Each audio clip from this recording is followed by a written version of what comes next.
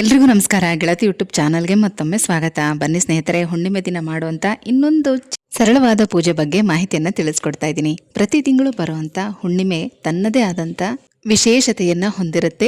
ಈ ಹುಣ್ಣಿಮೆಯಲ್ಲಿ ಹೆಚ್ಚಾಗಿ ಲಕ್ಷ್ಮೀ ಪೂಜೆ, ನಾಗರ ಪೂಜೆ ಹಾಗೆ ಶಿವನ ಪೂಜೆಯನ್ನ ಮಾಡಲಾಗುತ್ತೆ.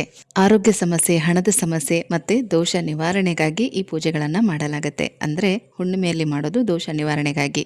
ತುಂಬಾ ಕಷ್ಟಪಟ್ರು ಮುಂದೆ ಬರೋದಿಕ್ ಆಗ್ತಾ ಇಲ್ಲ, ಏಳಿಗೆ ಅನ್ನೋದು ಆಗ್ತಾ ಇಲ್ಲ, ದುಡ್ಡು ಕಾಸು ಉಳಿಸೋಕ್ ಆಗ್ತಾ ಇಲ್ಲ. ಹೀಗೆ ಸಾಕಷ್ಟು ಸಮಸ್ಯೆಗಳಿಗೆ ಇದ್ದೇ ಇರುತ್ತೆ ಅಲ್ವಾ.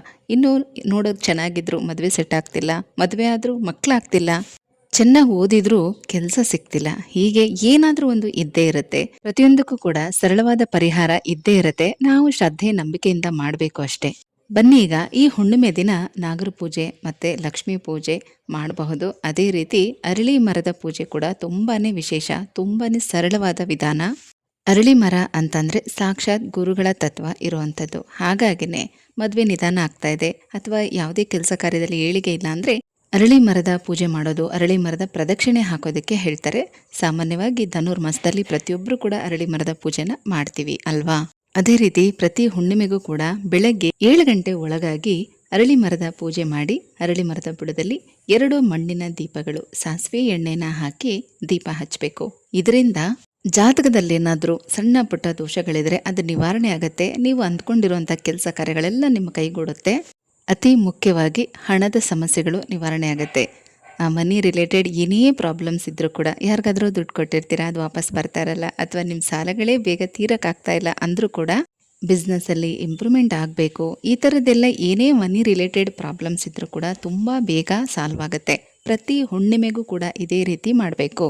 ಬೆಳಗ್ಗೆ 7 ಗಂಟೆ ಒಳಗಾಗಿ ಮಾಡೋದಕ್ಕೆ ಸ್ವಲ್ಪ ಕಷ್ಟ ಆಗುತ್ತೆ ಅಂತ ಅಂದರೆ ಅಟ್ಲೀಸ್ಟ್ 9 ಗಂಟೆ ಒಳಗಾಗಿ ಆದರೂ ಮಾಡಬೇಕು. 10 ಗಂಟೆ ಮೇಲೆ ಮಾಡೋದು ತುಂಬ ತಪ್ಪು. ನಾನು ಕೂಡ ಎಷ್ಟೋ ಕಡೆ ನೋಡಿದ್ದೀನಿ 10 ಗಂಟೆ, 10:30, 11 ಗಂಟೆ ಸಮಯದಲ್ಲೂ ಕೂಡ ಮರನ ಮುಟ್ಟೋದು, ಪ್ರದಕ್ಷಿಣೆ ಹಾಕೋದು ಹೀಗೆಲ್ಲ ಮಾಡ್ತಾರೆ. ಈ ರೀತಿ ಎಲ್ಲ ಮಾಡಬಾರ್ದು. ಪ್ರತಿ ಹುಣ್ಣಿಮೆಗೂ ಸಾಕ್ಷಾತ್ ಮಹಾಲಕ್ಷ್ಮಿ ಈ ಭೂಲೋಕವನ್ನು ಸಂಚಾರ ಮಾಡೋದಕ್ಕೆ ಬರ್ತಾರೆ. ಬೆಳಗಿನ ಬ್ರಾಹ್ಮಿ ಮುಹೂರ್ತದಲ್ಲಿ ಅವರು ಅರಳಿ ಮರದಲ್ಲಿ ನೆಲೆಸಿರ್ತಾರೆ. ಹಾಗಾಗಿ ಬೆಳಗಿನ ಜಾವ ಸೂರ್ಯೋದಯಕ್ಕೂ ಮೊದಲು ಅಥವಾ ಸೂರ್ಯೋದಯ ಸಮಯದಲ್ಲಿ ಅರಳಿ ಮರದ ಬುಡದಲ್ಲಿ ಪೂಜೆ ಮಾಡಿ 2 ದೀಪವನ್ನು ಹಚ್ಚೋದ್ರಿಂದ ಆ ತಾಯಿಯ ಆಶೀರ್ವಾದದಿಂದ ಸಮಸ್ಯೆಗಳೆಲ್ಲ ಕೂಡ ದೂರ ಆಗತ್ತೆ. ಯಾವ ರೀತಿ ಪೂಜೆ ಮಾಡಬೇಕು ಬನ್ನಿ ತಿಳಿಸ್ತೀನಿ. ಹುಣ್ಣಿಮೆ ದಿನ ಬೆಳಗ್ಗೆ ಬೇಗ ಎದ್ದು ಮನೆಯೆಲ್ಲ ಗುಡಿಸಿ ಒರೆಸಿ ಸ್ನಾನ ಮಾಡಿ ಮಡಿ ಬಟ್ಟೆಗಳನ್ನು ಉಟ್ಕೊಂಡು ಮನೆಯಲ್ಲಿ ಪೂಜೆಯೆಲ್ಲ ಮುಗಿಸಿ ನೀವು ಪೂಜಾ ಸಾಮಗ್ರಿಗಳನ್ನು ಸಿದ್ಧತೆ ಮಾಡ್ಕೊಳ್ಳಿ. ಅರಿಶಿನ, ಕುಂಕುಮ, ಅಕ್ಷತೆ, ಗೆಜ್ಜೆ ವಸ್ತ್ರ, ಒಂದು ಚೆಂಬಲ್ಲಿ ನೀರು, 2 ಮಣ್ಣಿನ ದೀಪ, ದೀಪದ ಬತ್ತಿ, ಸಾಸಿವೆ ಎಣ್ಣೆ, ಎಲೆ, ಅಡಿಕೆ, ಬಾಳೆಹಣ್ಣು, ಊದ್ಬತ್ತಿ, ಕರ್ಪೂರ ಇಷ್ಟನ್ನು ಕೂಡ ನೀವು ಸಿದ್ಧತೆ ಮಾಡಿಕೊಂಡು ತೊಗೊಂಡು ಹೋಗಿ. ಅಥವಾ ಒಂದು ಚಿಕ್ಕ ಬಾಕ್ಸಲ್ಲಿ ಒಂದು ಸ್ವಲ್ಪ ಸಕ್ಕರೆ, ಅವಲಕ್ಕಿ ಅಥವಾ ರವೆ ಇದನ್ನು ನೀವು ಮಿಕ್ಸ್ ಮಾಡಿ ತೊಗೊಂಡೋದ್ರೂ ಒಳ್ಳೆಯದು. ಬೆಳಗ್ಗೆ ಅರಳಿ ಮರದ ಹತ್ರ ಹೋಗಿ ಉತ್ತರ ಅಥವಾ ಪೂರ್ವಾಭಿಮುಖವಾಗಿ ನಿಂತ್ಕೊಂಡು ಅರಳಿ ಮರದ ಬುಡಕ್ಕೆ ನೀರನ್ನು ಪ್ರೋಕ್ಷಣೆ ಮಾಡಬೇಕು. ಅರಳಿ ಮರದ ಬುಡ ಅಂದರೆ ಅರಳಿ ಮರದ ಬೇರುಗಳು ಕೆಲವು ಕಡೆ ಕಾಣಿಸ್ತಾ ಇರುತ್ತೆ. ನೀವು ನೋಡಿರ್ತೀರಾ ಅಂದ್ಕೊಂಡಿದ್ದೀನಿ. ತುಂಬ ದೊಡ್ಡ ದೊಡ್ಡ ಮರಗಳಲ್ಲಿ ಕಾಣಿಸ್ತಾ ಇರುತ್ತೆ. ಆ ಅರಳಿ ಮರದ ಬುಡಕ್ಕೆ ಸ್ವಲ್ಪ ನೀರನ್ನು ಹಾಕಿ ಅಲ್ಲಿ ಅರಿಶಿನ ಕುಂಕುಮ ಎಲ್ಲನೂ ಕೂಡ ಹಚ್ಚಿ ಚಿಕ್ಕದಾಗಿ ರಂಗೋಲಿ ಹಾಕಿ 2 ಎಳೆ ಗೆಜ್ಜೆ ವಸ್ತ್ರನ ಹಾಕಿ ಅಲ್ಲೇ ಎಲೆ, ಅಡಿಕೆ, ಬಾಳೆಹಣ್ಣು, ದಕ್ಷಿಣೆ ಸಮೇತ ಇಡಬೇಕು. 1 ರೂಪಾಯಿ ದಕ್ಷಿಣೆನ ಇಟ್ಟು ಅಲ್ಲೇ 2 ಮಣ್ಣಿನ ದೀಪಗಳನ್ನು ಹಚ್ಚಬೇಕು. ಸಾಸಿವೆ ಎಣ್ಣೆನ ಹಾಕಿ 2 ಬತ್ತಿಗಳನ್ನು ಹಾಕಿ ದೀಪ ಹಚ್ಚಬೇಕು. ಪೂಜೆ ಸಿದ್ಧತೆ ಮಾಡ್ಕೊಳ್ಳುವಾಗ ಮೊದಲು ಗಣಪತಿನ ಸ್ಮರಣೆ ಮಾಡ್ಕೊಳ್ಳಿ. ಆನಂತರ ಗುರುಗಳನ್ನು ಸ್ಮರಣೆ ಮಾಡ್ಕೊಳ್ಳಿ. ನಿಮ್ಮ ಇಷ್ಟದ ಗುರುಗಳನ್ನು ಸ್ಮರಣೆ ಮಾಡ್ಬೋದು. ಆನಂತರ ಮೂಲತೋ ಬ್ರಹ್ಮರೂಪಾಯ, ಮಧ್ಯತೋ ವಿಷ್ಣು ರೂಪಿಣೆ, ಅಗ್ರತೋ ಶಿವರೂಪಾಯ, ವೃಕ್ಷರಾಜಾಯತೆ ನಮಃ ಅಂತ ಹೇಳ್ತಾ ಪೂಜೆನ ಪ್ರಾರಂಭ ಮಾಡಿ. ಆನಂತರ ಮಹಾಲಕ್ಷ್ಮಿಯ ಸ್ಮರಣೆ ಮಾಡ್ಕೋಬೇಕು. ಮಹಾಲಕ್ಷ್ಮಿಯ ಮಂತ್ರಗಳನ್ನು ಹೇಳಿಕೊಂಡು ನೀವು ಪೂಜೆನ ಪ್ರಾರಂಭ ಮಾಡಿ. ದೀಪ ಹಚ್ಚಿ ಊದ್ಬತ್ತಿಯೆಲ್ಲ ಬೆಳಗಿ ಕರ್ಪೂರದ ಆರತಿ ಮಾಡಿ ಅಲ್ಲೇ ಬಾಳೆಹಣ್ಣು ತುದಿಯನ್ನು ಮುರಿದು ವಿಳ್ಳೆದೆಲೆ ತೊಟ್ಟು ತುದಿಯನ್ನು ಮುರಿದು ನೀವು ಪೂಜೆನ ಮಾಡ್ಕೋಬೇಕು. ಅಂದರೆ ಅದು ನೈವೇದ್ಯಕ್ಕೆ ಬಾಳೆಹಣ್ಣು. ಆ ದೀಪನ ಹಚ್ಚಿ ಪ್ರಾರ್ಥನೆ ಮಾಡ್ಕೊಳ್ಳಿ.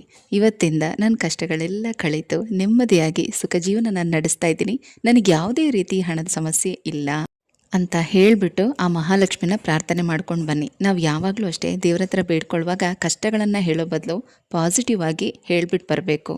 ನಾನು ಒಂದು ಮಾತು ಹೇಳ್ತೀನಿ, ನಮ್ಮ ಮಕ್ಕಳು ಹೇಗಿದ್ದಾರೆ, ಹೇಗೆ ಓದ್ತಾರೆ, ಅವ್ರು ಏನು ತಿಂತಾರೆ, ಅವ್ರು ಹೇಗೆಲ್ಲ ಇರ್ತಾರೆ, ಅವ್ರ ಗುಣ ಏನು, ಅವ್ರ ಸ್ವಭಾವ ಏನು, ಇದೆಲ್ಲ ತಂದೆ ತಾಯಿಯಾಗಿ ನಮಗೆ ಗೊತ್ತಿರುತ್ತೆ ಅಲ್ವಾ.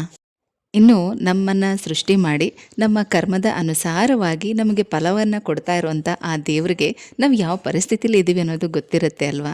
ಅದಕ್ಕೆ ನಾನು ಹೇಳ್ತಾ ಇರೋದು, ದೇವ್ರ ಮನೇಲಿ ಕೂತಾಗ ಅಥವಾ ದೇವಸ್ಥಾನಕ್ಕೆ ಹೋದಾಗ ಕಷ್ಟಗಳ ಸರ್ಮಾಲಿನ ಹೇಳೋ ಬದಲು ಇರೋದ್ರಲ್ಲಿ ನಾನು ತುಂಬ ಖುಷಿಯಾಗಿದ್ದೀನಿ, ನಾನು ಚೆನ್ನಾಗಿದ್ದೀನಿ ಅಂತ ಖುಷಿಯಾಗಿ ಹೇಳಿ ಭಗವಂತ ಇನ್ನೂ ಹೆಚ್ಚಿನ ಸುಖ ಸಂತೋಷ ನಿನಗೆ ಸಿಗಲಿ ಅಂತ ಆಶೀರ್ವಾದ ಮಾಡ್ತಾರೆ. ಸ್ನೇಹಿತರೆ, ಈ ರೀತಿ ಸರಳವಾಗಿ ಹರಳಿ ಮರದ ಪೂಜೆಯನ್ನು ಪ್ರತಿ ಹುಣ್ಣಿಮೆಗೆ ಮಾಡೋದ್ರಿಂದ ತುಂಬ ಬೇಗ ಹಣದ ಸಮಸ್ಯೆ ನಿವಾರಣೆ ಆಗುತ್ತೆ.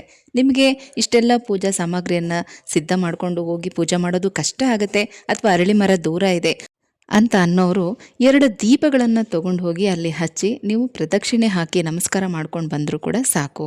ಯಾಕಂದರೆ ಹುಣ್ಣಿಮೆ ದಿನ ಅರಳಿ ಮರದ ಹತ್ರ ದೀಪ ಹಚ್ಚೋದೇ ತುಂಬ ಮುಖ್ಯ. ಹಾಗಾಗಿ ಹೇಳ್ತಾ ಇದ್ದೀನಿ, 2 ಮಣ್ಣಿನ ದೀಪ, ಚಿಕ್ಕ ಚಿಕ್ಕ ದೀಪನೇ ತೊಗೊಂಡು ಹೋಗಿ ಸಾಸಿವೆ ಎಣ್ಣೆ ಹಾಕಿ ದೀಪ ಹಚ್ಚಿ ಪ್ರಾರ್ಥನೆ ಮಾಡ್ಕೊಳ್ಳಿ. ಖಂಡಿತವಾಗ್ಲೂ ಒಳ್ಳೆಯದಾಗುತ್ತೆ. ತುಂಬ ಬೇಗ ಹಣದ ಸಮಸ್ಯೆ ನಿವಾರಣೆ ಆಗುತ್ತೆ. ಈ ಹುಣ್ಣಿಮೆಗೆ ಮಾಡೋಕ್ಕಾಗಲಿಲ್ಲ ಅಂದರೆ ಮುಂದಿನ ಹುಣ್ಣಿಮೆಗೂ ಕೂಡ ಮಾಡ್ಬೋದು.